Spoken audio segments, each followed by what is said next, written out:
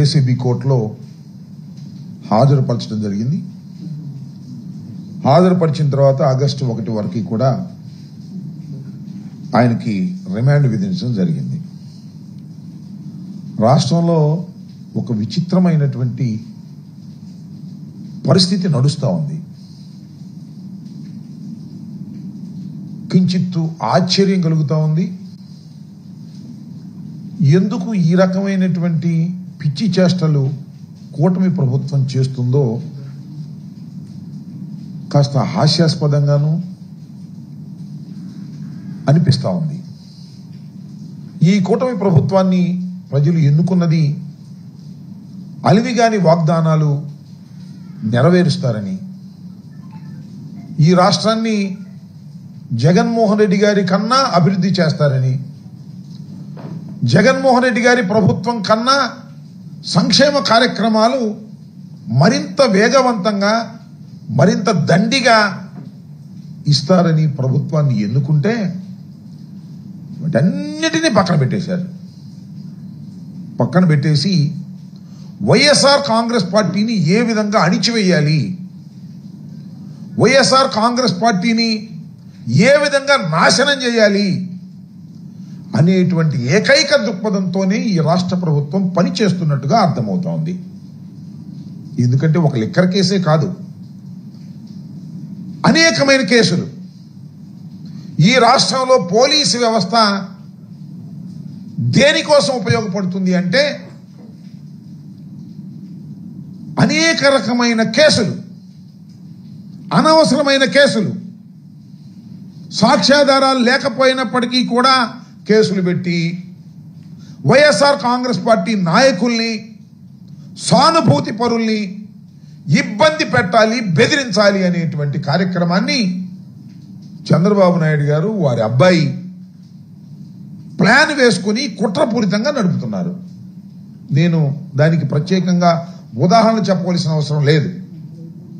కొమ్మినేని శ్రీనివాస్ గారి మీద SC/ST case పెడతారు.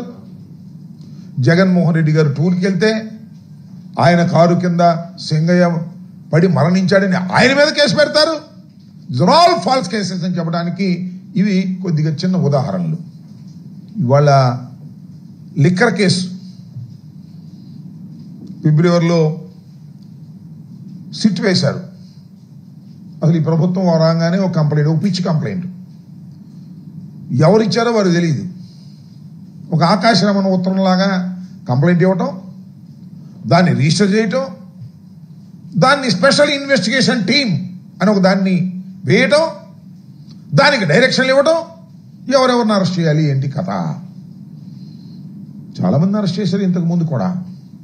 అనేక కేసుల్లో సోషల్ మీడియా వర్కర్స్ అరెస్ట్ చేశారు, మాజీ శాసనసభ్యుల్ని అరెస్ట్ చేశారు. అన్ని ఫాల్స్ కేసులే. మీరు పల్నాడులో చూసినట్లయితే 2 తెలుగుదేశం గ్రూపులు కొట్టుకొని 2 చనిపోతే దానిలో వైఎస్ఆర్ కాంగ్రెస్ పార్టీకి చెందినటువంటి మాజీ శాసనసభ్యుడు పిన్నెల రామకృష్ణారెడ్డిని వారి తమ్ముడిని పెడతారు.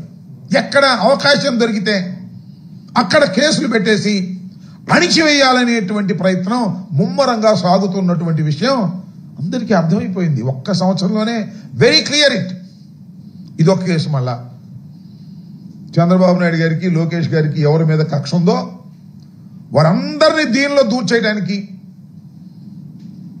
Liquor scam. అసలు స్కామే లేదు, లిక్కర్ స్కామ్ నాకు అర్థం కాల.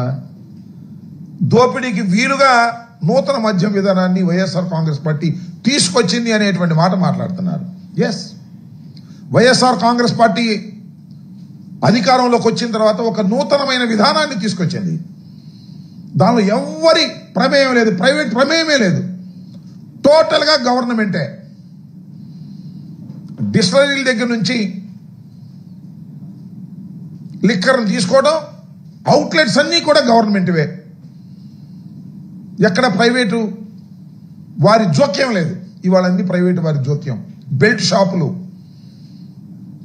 ఎక్కడ పడితే అక్కడ విచ్చలవిడిగా అమ్మటం, MRP రేటు మీద 10-20 అమ్ముకోవడం, ఇలా ఇచ్చలవిడిగా ఇవాళ చేస్తున్నారు. కానీ వైఎస్ఆర్ కాంగ్రెస్ పార్టీ అధికారంలోకి వచ్చిన తర్వాత మద్యాన్ని నియంత్రించాలి కనీసం అని మద్యం వాడకాన్ని తగ్గించి రేట్లు పెంచి ఆదాయాన్ని పెంచినటువంటి సందర్భం. ఎక్కడా కూడా ప్రభుత్వానికి నష్టం జరగకపోయినా మేము అధికారంలోకి వచ్చాం, కూటమి ప్రభుత్వం ఘన విజయం సాధించింది, చంద్రబాబు నాయుడు గారి ప్రభుత్వం, జగన్మోహన్ రెడ్డి గారికి కేవలం 11 సీట్లే వచ్చాయి, దీనిలో ఎవరెవరు ఉన్నారో కక్ష కట్టేసి వారందరినీ తీసుకొచ్చి లోపల పెట్టేయాలి అనేటువంటి కార్యక్రమంలో వాళ్ళ చంద్రబాబు నాయుడు గారు ఈ సిట్టు పవిత్రం చేస్తూ ఉంది. నేను మనవి చేసిన 3 సార్లు గెలిచాడండి మిథున్ రెడ్డి గారు. 47 years, is an young man. పార్లమెంట్కి వెళ్ళినటువంటి వ్యక్తి. వైఎస్ఆర్ కాంగ్రెస్ పార్టీ ఓడిపోయినప్పుడు కూడా మొదటి 2014లో గెలిచాడు. మొన్న 4 సీట్లు వచ్చినప్పుడు కూడా పార్లమెంట్కి ఎన్నికైనటువంటి వ్యక్తి. రాజకీయ కుటుంబం నేపథ్యం ఉన్నటువంటి వ్యక్తి పెద్దిరెడ్డి రామచంద్రారెడ్డి గారు చంద్రబాబు నాయుడు గారితో సమకాలికుడు. అది కూడా ఒక కక్షే. ఎందుకంటే చంద్రబాబు నాయుడు గారికి ఆయనకి కాలేజీ లెవెల్ నుంచి పడదట. ఆ కక్ష కాంగ్రెస్ పార్టీలో ఉన్నాడు పెద్దిరెడ్డి గారు, వైఎస్ఆర్ కాంగ్రెస్ పార్టీలో ఉన్నాడు, ఒకే జిల్లాకు చెందినటువంటి వ్యక్తి. ఆ కుటుంబం మీద కక్ష పెట్టారు. సందులో సడేమి ఇతను కూడా లోపలేసేద్దాం. జగన్మోహన్ రెడ్డి గారికి సన్నిహితంగా ఉంటున్నాడు. ఢిల్లీ రాజకీయాల్లో జగన్మోహన్ రెడ్డి గారికి తోడుగా ఉంటున్నాడు. ఢిల్లీ లెవెల్లో వైఎస్ఆర్ కాంగ్రెస్ పార్టీకి సంబంధించినటువంటి అంశాల మీద కేంద్ర ప్రభుత్వంతోనూ ఇతర రాజకీయ పక్షాలతోనూ మాట్లాడేటటువంటి చొరవ తీసుకొని చక్కగా చేస్తున్నటువంటి వ్యక్తి. ఆయన కట్ చేద్దాం. 2 అవుతాయి పనులు. 1 జగన్మోహన్ రెడ్డి గారిని ఇబ్బంది పెట్టడం, 2 మిథున్ రెడ్డి గారి కుటుంబం మీద ఉన్న కక్షని తీర్చుకోవడం, లోపలేసేద్దాం అనేటువంటి భావంతో ఇవాళ మిథున్ రెడ్డి గారిని కేసులో పెట్టి, సరే మిథున్ రెడ్డి గారు హైకోర్టులో ప్రయత్నం చేశారు, సుప్రీంకోర్టులో ప్రయత్నం చేశారు. హైకోర్టు సుప్రీంకోర్టులో రిలీఫ్ రాలేదు. ఆయన వాలంటరీగా వచ్చాడు, సిట్ ముందు హాజరయ్యాడు. సిట్ వాళ్ళు అరెస్ట్ చేసేటప్పుడు అంటారు ఆయన సహకరించలేదంట విచారణకి. సహకరించడం అంటే ఏంటో మీరు చెప్పిన దానికల్లా ఒప్పుకోవాలా? అంటే సిట్ వారు అడిగిన దానికల్లా ఒప్పుకోవాలి. ఎవరి పేర్లు చెప్పంటే వాళ్ళ పేర్లు చెప్పాలి, అప్పుడు సహకరించినట్టు, లేకపోతే సహకరించినట్టు. ఏముంది మీ ఇన్వెస్టిగేషన్? సిట్ అంటే సిట్టే. చంద్రబాబు సిట్టు అంటే సిట్టు, లోకేష్ సిట్ అంటే సిట్టు. దానిలో ఎవరిని పెట్టాలంటే వాళ్ళని పెట్టచ్చు, రాంబాబుని పెట్టాలంటే పెట్టచ్చు, ఇదిగో మిమ్మల్ని పెట్టాలన్నా కూడా పెట్టచ్చు. ఎవరిని పెడితే వాళ్ళని పెట్టేసి లోపల వేసేసి వైఎస్ఆర్ కాంగ్రెస్ పార్టీని అణిచేస్తాం. మీ వల్ల కాదని చెప్తా ఉన్నా. ఎన్ని వందల మందిని మీరు అరెస్ట్ చేసినా, ఎన్ని వందల మందిని మీరు జైలుకు పంపినా, ఎంతమంది నాయకుల్ని మీరు పంపినా వైఎస్ఆర్ కాంగ్రెస్ పార్టీని అణచలేరు. ఇది తెలుసుకోండి మీరు. ఫస్ట్ ఆఫ్ ఆల్ ఇది మాకేం కొత్త కాదు. రాజశేఖర రెడ్డి గారు మరణించినప్పుడు, ఆ తర్వాత వైఎస్ఆర్ కాంగ్రెస్ పార్టీ ప్రారంభించాలని ఓదాయాత్రకు వెళ్ళినప్పుడు మీరు ఎంతమందిని అరెస్ట్ చేశారే? అప్పుడు చంద్రబాబు నాయుడు గారు సోనియా గాంధీతో ములాఖాత్ అయిపోయాడు. ఇద్దరు కలిసిపోయారు ములాఖాత్ అయిపోయి. ఈయన డైరెక్షన్తో కాంగ్రెస్ పార్టీ పనిచేసింది. ఆ రోజున జగన్మోహన్ రెడ్డి గారితో పాటు అనేక మందిని లోపల వేసే ప్రయత్నం వేశారు. ఐఏఎస్ అధికారిని, ఐపీఎస్ అధికారిని లోపల వేశారు. ఏం సాధించారని అడుగుతా ఉన్నా. ఇవాళ కూడా ఐపీఎస్ అధికారులని లోపలేస్తున్నారు, ఐఏఎస్ అధికారులను కూడా లోపలేస్తున్నారు. ఏమి సాధించారు చంద్రబాబు నాయుడు గారు? మీరు జగన్మోహన్ రెడ్డి గారి మీద కక్ష. నిజంగా లిక్కర్ స్కామ్ అంటే 2014-19 చంద్రబాబు నాయుడు గారు చేసింది. చంద్రబాబు నాయుడు గారు వాళ్ళు ఎక్కడ అంటున్నాడు రాజకీయ మలినాలను ఏరివేయాలంట. అది చంద్రబాబు నాయుడు కన్నా రాజకీయ మలినం ఈ రాష్ట్రంలో, ఈ దేశంలో ఎవరున్నారు చెప్పండి? చంద్రబాబు నాయుడు కన్నా క్రిమినల్ ఎవరున్నారు చెప్పండి? అన్ని క్రిమినల్ పాలిటిక్సే కదా నువ్వు చేసింది. నీకు అడ్డం వచ్చిన అలా దొరికించే కార్యక్రమం చేస్తావు. తడి గుడ్డలతో గొంతులు కోసేటటువంటి కార్యక్రమం వాళ్ళు ఏదో చెప్తా ఉన్నావు. నువ్వు జగన్మోహన్ రెడ్డి గారి మీద బురదలేటటువంటి కార్యక్రమాలు చేస్తూ ఉన్నావు. జగన్మోహన్ రెడ్డి గారిని వ్యక్తిత్వ హననాన్ని చేయాలనేటువంటి ప్రయత్నం చేస్తున్నావు. లిక్కర్లో స్కామే లేదు. చాలా ట్రాన్స్పరెంట్ గా జరిగినటువంటి కార్యక్రమం. దానిలో నువ్వు అనేక మందిని పెట్టి ఇవాళ కక్ష తీర్చుకోవాలనేటువంటి ప్రయత్నంతో చంద్రబాబు నాయుడు గారు పనిచేస్తున్నారు. చాలా సందర్భాలు నేను చెప్తూ ఉన్నా. లిక్కర్కి సంబంధించినటువంటి విషయంలో కాంపిటీషన్ కమిషన్ ఆఫ్ ఇండియా ముందు అనేక ప్రశ్నలకు సమాధానాలు వచ్చాయి. ఇచ్చిన తీర్పులో అనేకమైనటువంటి అప్రిషియేషన్స్ వచ్చాయి. వైఎస్ఆర్ కాంగ్రెస్ పార్టీ హయాంలో తీసుకున్నటువంటి నిర్ణయాల వల్ల. సరే, మీరేదో పిచ్చి ప్రచారాలు చేశారు, బ్రాండ్లని అదేని ఇదేని. ఇవాళ ఏం చేస్తున్నారు మీరు? ఏ బ్రాండ్లు ఇస్తున్నారే? నాణ్యమైన మద్యమాన్ని ఇస్తున్నారుగా. ఇవాళ నాణ్యమైన మద్యమేనా అది? ఎంతమంది వాళ్ళ మిమ్మల్ని ఇష్టం వచ్చినట్టుగా విమర్శిస్తున్నారు. దానికి సమాధానం, మేము ఉన్నప్పుడు బెల్ట్ షాప్ ఉందా అని అడుగుతా ఉన్నా. వైఎస్ఆర్ కాంగ్రెస్ పార్టీ అధికారంలో ఉన్నప్పుడు బెల్ట్ షాపే లేదు. ప్రభుత్వమే మద్యాన్ని అవుట్లెట్స్ పెట్టినటువంటి సందర్భం. ఇవాళ ఎక్కడ చూసినా బెల్ట్ షాపులేగా, ఎక్కడ చూసినా గంజాయేగా. గంజా ఎంత విచ్చలవిడిగా దొరుకుతుంది వాళ్ళ రాష్ట్రంలో. హోంమంత్రి గారు ఏం చెప్పారు? 100 రోజుల్లో గంజాయి లేని రాష్ట్రాన్ని మీరు చూస్తారా అంది. 100 రోజులు అయింది ఇప్పటికి. ఎన్ని 100 రోజులైంది? బెల్ట్ తీస్తా, బెల్ట్ షాప్ ఉంటే అన్నారు. ఏది బెల్ట్ షాప్ లేనిది ఎక్కడ? ఏమండి చంద్రబాబు నాయుడు గారు బెల్ట్ షాప్ లేనిది ఎక్కడ చెప్పడని అడుగుతా ఉన్నా. ఒక గొప్ప విధానాన్ని తీసుకొచ్చినటువంటి ఘనత వైఎస్ఆర్ కాంగ్రెస్ పార్టీది. అఫ్ కోర్స్ మేము ఓడిపోయాం కాబట్టి మేము చేసేవన్నీ తప్పులని మీరంటే నమ్మరు జనం. ఇవాళ మెచ్చుకుంటున్నారు. ఇవాళ మేము చేసినటువంటి కార్యక్రమాలు, మేము పంపిణీ చేసినటువంటి సంక్షేమ కార్యక్రమాల గురించి, పంపిణీ విధానం గురించి ఇవాళ లాట్ ఆఫ్ అప్రిషియేషన్. నిన్ను చూసిన తర్వాత వరి దుర్మార్గుడా, ఇన్ని చేస్తున్నావు నువ్వు, ఏది చేయటం లేదు, జగన్మోహన్ రెడ్డి గారు అద్భుతంగా చేశారనేటువంటి భావంతో ఇవాళ ఉన్నారు. ఎంటైర్ పోలీస్ వ్యవస్థ, లా అండ్ ఆర్డర్ లేదు, ఏం లేదండి. ఏం జరుగుతున్నా పట్టించుకోరండి. రాజకీయంగా జగన్మోహన్ రెడ్డి గారిని, వైఎస్ఆర్ కాంగ్రెస్ పార్టీని ఎట్లా అణచాలి అంతే, రెండోది లేదు. కేసులు పెట్టడం, లోపలేయటం. ఎంతమందిని వేస్తాడే? 12 మందిని వేశారు దీనిలో. ఈ 12వ వ్యక్తి ఎన్ని రోజులు ఉంటారు? శాశ్వతంగా ఉంటారా? రారా బయటికి? మానసికంగా బలవంతులు కాలేదా? అవడం లేదా? అలవాటు అవడం లేదా? లోపల వేసేస్తే రాజకీయాలు వదిలిపెట్టి పారిపోవాలా? ఇవాళ ఒక్క విషయాన్ని చాలా స్పష్టంగా చెప్పాలి. రాజకీయాలు చెయ్యాలన్నా, రాజకీయాల్లో ఉండాలన్నా కేసులకు భయపడాల్సిన అవసరం లేదు. అవసరమైతే 2 నెలల్లో, 3 నెలల్లో, 4 నెలల్లో, 5 నెలల్లో జైల్లో ఉండటానికి కూడా సిద్ధపడాలి అనేటువంటి భావనతోనే ఇవాళ వైఎస్ఆర్ కాంగ్రెస్ పార్టీ ముందుకు వెళుతుంది. గుర్తుపెట్టుకోమని మనవి చేస్తున్నా. ఎక్కడ భయపడే ప్రశ్నే లేదు. మిథున్ రెడ్డి గారు చెప్పాడు, వాళ్ళ నాన్నగారు చెప్పారు, we don't care all these things అని. మీరు జైల్లో పెట్టేస్తే భయపడిపోయి వణికిపోయి పారిపోతాం అనుకుంటారా? పారిపోయే ప్రశ్నే లేదు. మిథున్ రెడ్డి గారు చాలా స్పష్టంగా చెప్పాడు. మిథున్ రెడ్డి ఏంటంటే ఆయన ఎక్సైజ్కి ఏం సంబంధం? ఢిల్లీలో ఎంపీగా ఉన్నాడు, ఇప్పుడు ఫ్లోర్ లీడర్గా ఉన్నాడు, మాకు ముఖ్య నాయకుడు. ఆయన ఎక్సైజ్లో ఎందుకు ఇచ్చారు మీరు? ఏమైనా కక్ష అంతే. ఆయనకు డబ్బులు చేరిని ఏదో రూట్ చెప్తారు. అరే మొట్టమొదటి నువ్వు ఎంత అన్నావు? 30 కోట్లు అంటావు, 50,000 కోట్లు అంటావు, 3,000 కోట్లు అంటాడు.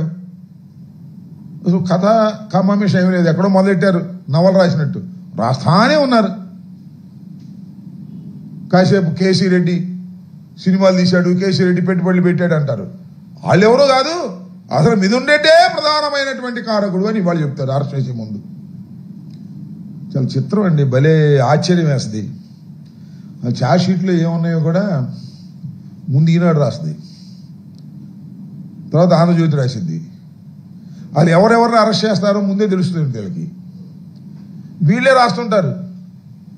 పోలీసులు కాదు ఇన్వెస్టిగేషన్ చేస్తుంది. ఆంధ్రజ్యోతి, ఈనాడు, TV5 వీళ్ళే, ఎల్లో మీడియా మొత్తం ఇన్వెస్టిగేషన్ చేసి పుంఖాలుగా ఇస్తారు పొద్దున్నే వార్తలు. సాయంత్రానికి అదే జరిగింది. చిత్రం అది. వాళ్ళే రాస్తారు. మరి ఇవన్నీ ఎట్లా జరుగుతుంది అంటే ఒక team of police and Chandrababu, Lokesh, Eenadu, Andhrajyothy, TV5 ఇదంతా ఒక బ్యాచ్. ఈ బ్యాచ్ మొత్తం కలుస్తారు. వీళ్ళు వండుతారు, వడ్డిస్తారు, నమ్మమంటారు ప్రజల్ని. నమ్మడానికి పిచ్చోళ్ళు ఏం కాదు. చెవుల్లో పూలు పెట్టుకుని పూర్వం నమ్మారేమో, ఇవాళ నమ్మే పరిస్థితే లేదు. పోలీసులు చెప్పేది నమ్మే పరిస్థితే లేదు. ఏ సెక్షన్లు వర్తించకపోయినా ఆ సెక్షన్లే చేస్తారు. చాలా చిత్రం అండి. మన గుంటూరులో నిన్న సిఐ గారు వచ్చి ఫ్లెక్సీలు తీసుకెళ్ళాడు. ఫ్లెక్సీలు కడితే వైఎస్ఆర్ కాంగ్రెస్ పార్టీ వాళ్ళు మేము వెళ్తుంటే అక్కడ మీటింగ్ జరుగుతుంటే ఫ్లెక్సీలు కట్టారు.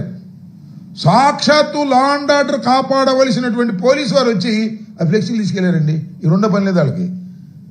తెలుగుదేశం ఫ్లెక్సీలు ఎన్ని ఉన్నాయి? వాళ్ళకి ఏమైనా పర్మిషన్ ఉందా? వైఎస్ఆర్ కాంగ్రెస్ పార్టీ ఫ్లెక్సీ కట్టడానికి లేదు, మీటింగ్ పెట్టడానికి లేదు, బయటికి రావడానికి లేదు. అందరూ జైల్లో ఉండాల్సిందే. జగన్మోహన్ రెడ్డి గారు వెళ్ళారనుకో పర్మిషన్ ఉండడానికి లేదు. 5 6 వెళ్ళాలి, లేదా 30 మంది 500 మంది లెక్క పోలీసులు రోజు కాపలా. ఏం పోయేకాలం వచ్చింది నాకు అర్థం కాదు. చంద్రబాబు నాయుడు గారు, లోకేష్ గారు ఇలాంటి దుర్మార్గమైనటువంటి ఏ స్కాము లేనటువంటి దానిలో మీరు స్కామ్ ఉందని ప్రచారం చేసి అరెస్ట్ చేసి లోపల పెట్టి ఏదో సాధించాలని మీరు అనుకుంటున్నారు. ఏమీ సాధించలేరనే విషయాన్ని కడకు తెలుసుకుంటారు. చంద్రబాబు నాయుడు గారు చెప్పినట్టుగా కడకు మీకు తెలుసుకునేటటువంటి ప్రయత్నం తప్పనిసరిగా ఉంటుంది. అసలు చంద్రబాబు నాయుడు కన్నా లిక్కర్ స్కామ్ ఎవరండి? నేను ఫస్ట్ టైం ఎమ్మెల్యే కాకముందు, ఎమ్మెల్యే అయిన తర్వాత కూడా నారావారి పాలన, సారా పాలన నారావారిది అని చెప్పేవాళ్ళు స్లోగన్. అసలు సారా పరిపాలించింది, సారా స్కాములు చేసేది, మద్యం స్కాములు చేసేది చంద్రబాబు నాయుడు గారు. చంద్రబాబు నాయుడు గారు ఎలాంటి స్కామ్ చేశాడంటే ఇరుక్కుపోయాడు. ఆయనే ముందు జీవో ఇష్యూ చేసి దీనిలో ఉన్నదాన్ని క్యాబినెట్లో యాక్సెప్ట్ చేశాడు. ఆయన సంతకాలు ఉన్నాయి క్యాబినెట్లో. సాక్ష్యాధారాలతో కేసు పెట్టారు సిఐడి వాళ్ళు. కోర్టులో పెండింగ్లో ఉంది.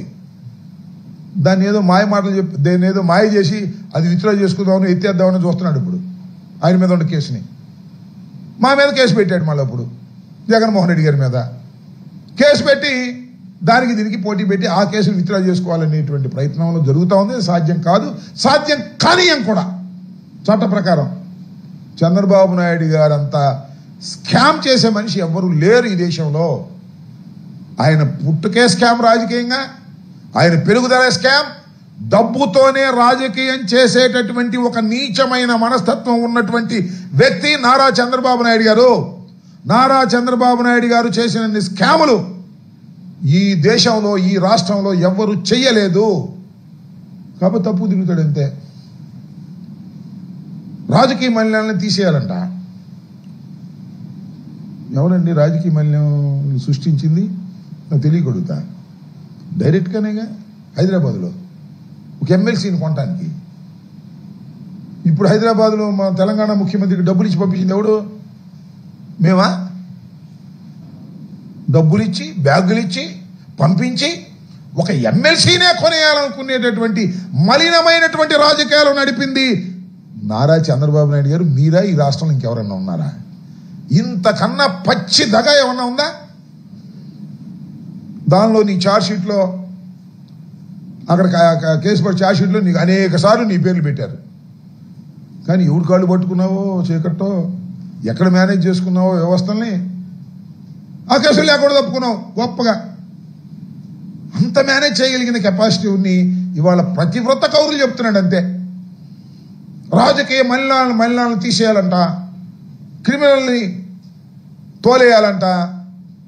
ఈయన మాత్రం ఎమ్మెల్సీలను కొనడానికి, ఎమ్మెల్యేలను కొనడానికి డబ్బులు మాత్రం దండిగా ఎక్కడి నుంచి తీసుకొచ్చావు డబ్బులు? స్కాములు కాదు, బ్యాగులు. నీ జీవితం అంతా స్కాములే. ఇవాళ కూడా సూట్ కేసులు నువ్వు మీ అబ్బాయి చేస్తున్నారు. ఎంత స్కామ్ చేస్తున్నారో చెప్పాల్సిన అవసరం లేదు.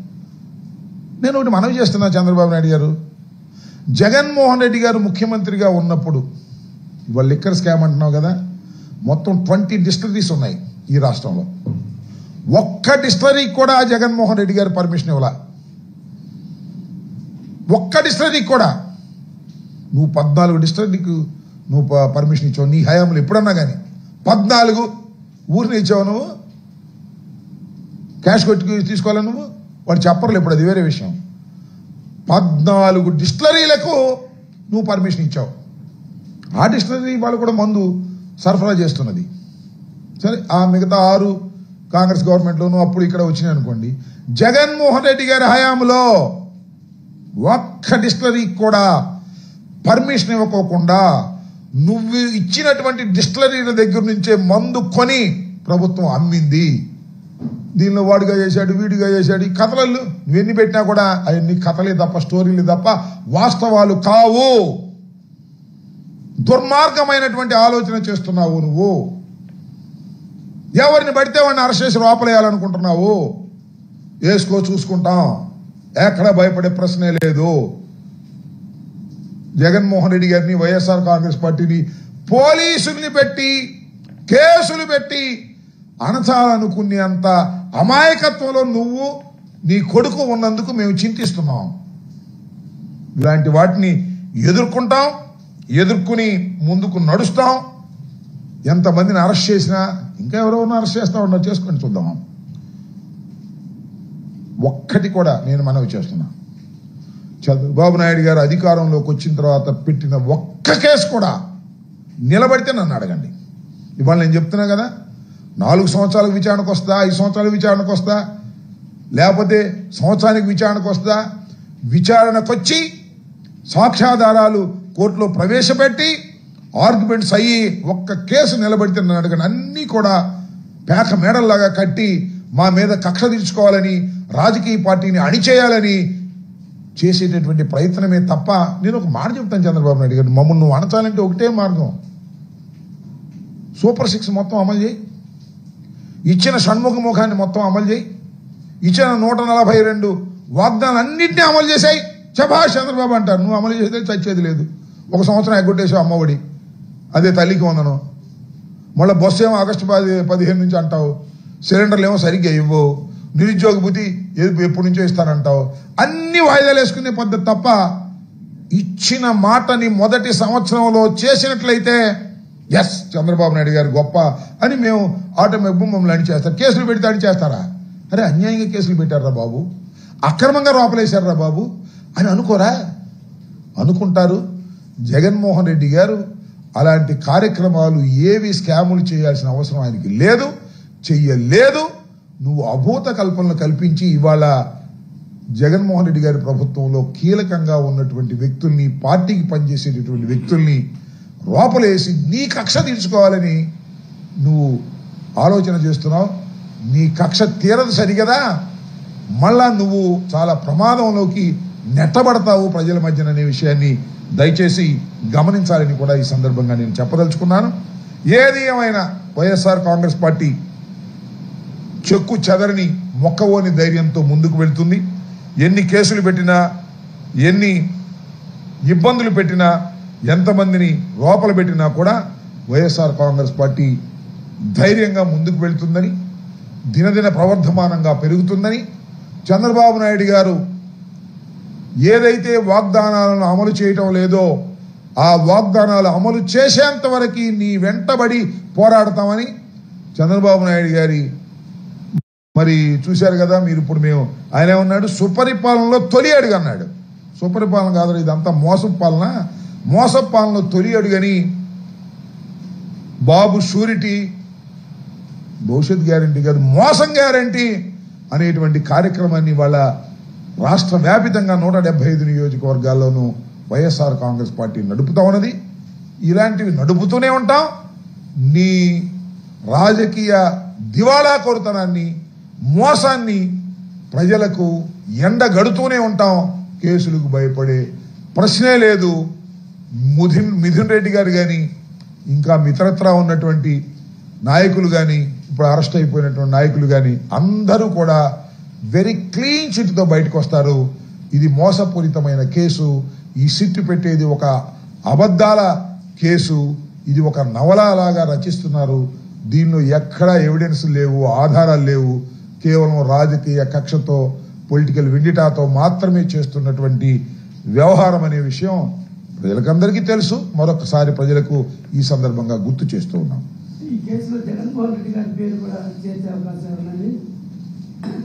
ఉన్నాయని అనుకోనిండి.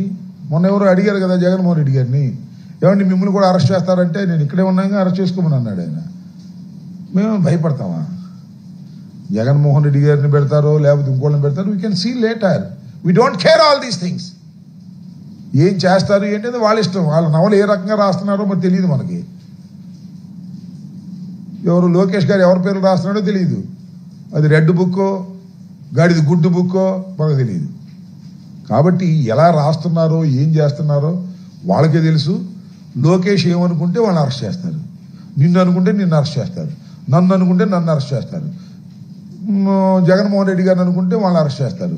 బరి తెగించారు పోలీసులు, బరి తెగించారు. బరి తెగించిన వాళ్ళకు మాత్రమే పోస్టింగులు. సిన్సియర్గా పనిచేసేవాళ్ళు వదిలిపెట్టి వెళ్ళిపోతున్నారు, లూప్ లైన్లో ఉంటున్నారు. మాజీ ముఖ్యమంత్రి జగన్మోహన్ రెడ్డి గారు, అత్యంత ప్రజాదరణ కలిగినటువంటి వ్యక్తి జగన్మోహన్ రెడ్డి గారు. జగన్మోహన్ రెడ్డి గారు సింగిల్గా వెళ్తేనే 40% ఓట్లు వచ్చాయి, కట్టగట్టుకొస్తే మీకు 60 వచ్చాయి. పవన్ కళ్యాణ్, మోడీ, చంద్రబాబు కలిస్తే వచ్చాయి. అవి నీ ఎన్నో నీకు తెలియదు. అలాంటి జగన్మోహన్ రెడ్డి గారి మీద కక్ష తీర్చుకోవడం కోసం ఫాల్సులు కేసు పెట్టి అరెస్ట్ చేస్తారా చూద్దాం. విల్ సీ, ఎదుర్కొంటాం, చూద్దాం ఏం చేస్తారు. That is left to the government అంటాం కంటే that is left to the Lokesh లాంటి ఇన్మెచ్యూర్డ్ పొలిటీషియన్ చేతిలో ఇవాళ స్టీరింగ్ ఉంది. ఎక్కడ గుద్దుకుంటుందో తెలియదు ఈ ప్రభుత్వం. చంద్రబాబు నాయుడు గారు వెనక సీట్లో ఉన్నాడు, అటు దీన్ని కూర్చున్నాడు. అయ్యా ఇటు పోనీ అంటలా, నేను కూర్చున్నాడు అంటే ఆ ఉప్పుకునేది లేడు. లోకేష్ బాబే డ్రైవింగ్ చేస్తున్నాడు. ఎక్కడో గుద్దేస్తాడు, గుద్దిందా తెలిసింది ఆయనకి, వెనక కూర్చున్న ఆయనకి. చాలామంది నీ పోటీ విలేకరులు చెప్తున్నారు ఇది చంద్రబాబు ప్లాన్ కాదండి, ఇది లోకేష్ ఇన్మెచ్యూర్డ్ థింగ్ అండి, పద్దీను. లేకపోతే చంద్రబాబు ఇట్లా ప్రవర్తించడం, చంద్రబాబుకి చాలా అనుభవం ఉన్న వ్యక్తి అని అంటున్నారు. మరి అది నిజమని అనుకుంటున్నాను నేను. చూద్దాం, విల్ సీ. మిథున్ రెడ్డిని అరెస్ట్ చేసిన కుటుంబ సభ్యులు చెప్పారని చెప్తారు. లోక్సభ స్పీకర్ కూడా ఈ విషయాన్ని తీసుకెళ్లారా లేదా? ఏది అది మనకి జస్ట్ ఇంతకు ముందే కదా అరెస్ట్ చేసిన. రాత్రి 8:30 అరెస్ట్ చేశారు. ఇవాళ కోర్టులో ప్రొడ్యూస్ చేశారు. బహుశా చెప్తే చెప్పినది ఫార్మాలిటీస్ ఏముంది దానిలో. అసలు మీరు ఒకటి గుర్తుపెట్టుకోండి, మిథున్ రెడ్డి గారు ఢిల్లీ నుంచి బయలుదేరేటప్పుడే అరెస్ట్ కావడానికి సిద్ధపడే వచ్చాడు. ఢిల్లీ నుంచి ఫ్లైట్ దిగి డైరెక్ట్గా సిట్ ఆఫీస్కి వెళ్ళాడు. సిట్ ఆఫీస్ నుంచి అరెస్ట్ అయ్యే బయటకు వస్తాడని మాకు తెలుసు. It is clear. కాకపోతే ఆ డిస్కషన్ ఫార్మాలిటీస్ బహుశా చేసి ఉంటే ఉండిండొచ్చు. ఎందుకంటే ఈజ్ ఏ పార్లమెంట్ మెంబర్ కాబట్టి ఏదో కొమ్మినేని శ్రీనివాస్ లాగానో లేకపోతే మరొకరిలాగానో చేయరు. కొద్దిగా పకడ్బందీగా చేసుకోకపోతే వాళ్ళే ఇబ్బంది పడతారు. కాబట్టి అలాంటి ఫార్మాలిటీస్ ఏమైనా చేసి ఉండొచ్చు. కానీ టోటల్గా it is a falls case. Mithun Reddy గారికి అలాంటి సంబంధం లేని కేసు. అసలు లిక్కర్ స్కామే లేదు.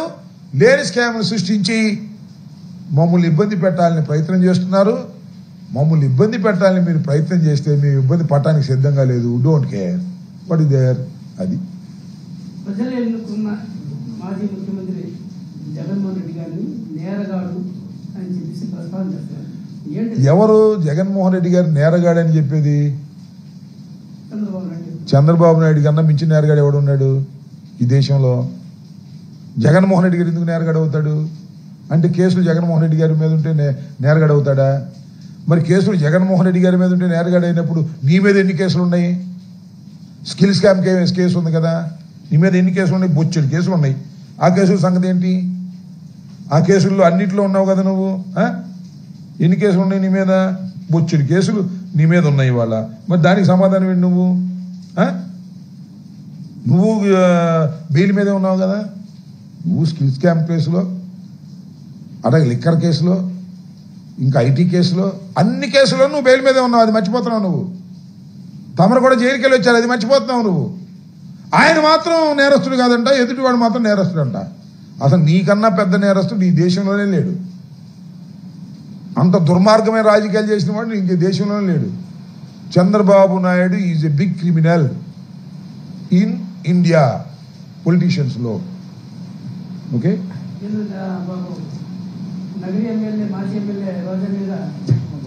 అవును, రోజా గారి మీద ఇష్టం వచ్చినట్టు మాట్లాడచ్చు.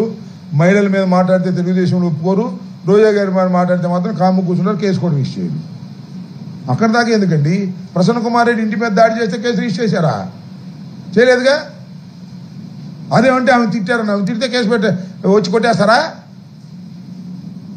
సో ఇవన్నీ ఒక విష సంస్కృతిని నారా చంద్రబాబు నాయుడు గారు, లోకేష్ గారు తీసుకొస్తున్నారు. ఇది చాలా దురదృష్టకరమైనటువంటి పరిణామం. కేంద్ర మంత్రి తమ్మసాని చంద్రశేఖర్ గారు ఒక మాట చెప్పారు, ముస్లింలకి 4% రిజర్వేషన్లు ఆయన ఒక మాయ మాటలు చెప్పి కోర్టులో పెట్టారు అని చెప్పారు. ఏంటంటే ఏమన్నాడు? ముస్లింలకి రిజర్వేషన్లు ఇవాళ ఉద్దేశం రాష్ట్రానికి లేదు, ఆ రోజున తెలిసి అన్ని చేసినాడు, తెలిసి అన్ని చెప్పాడు అని అదే సుప్రీంకోర్టు పెండింగ్ ఉంది కేసు. ఇప్పుడు అప్పుడు ఆయన ఎక్కడున్నాడు? పెమ్మసాని గారు అప్పుడు ఎక్కడున్నాడు అంటున్నా. రాజశేఖర రెడ్డి గారు ముస్లింలకు 4% రిజర్వేషన్ ఇచ్చినటువంటి మహానుభావుడు. అసలు 5% ఇస్తే 5% చల్లదంటే 4% చేశారు. దాన్ని నడుస్తుంది కోర్టులో. తెలిసి ఇవ్వటం ఏంటి నాకు అర్థం కాల. ఇవన్నీ ఊరికి పిచ్చి మాటలు మాట్లాడుతుంటారు. ఆయనకి పెద్దగా రాజకీయం గురించి తెలియదు అనుకుంటా. అప్పుడు ఎక్కడున్నాడో తెలియదు.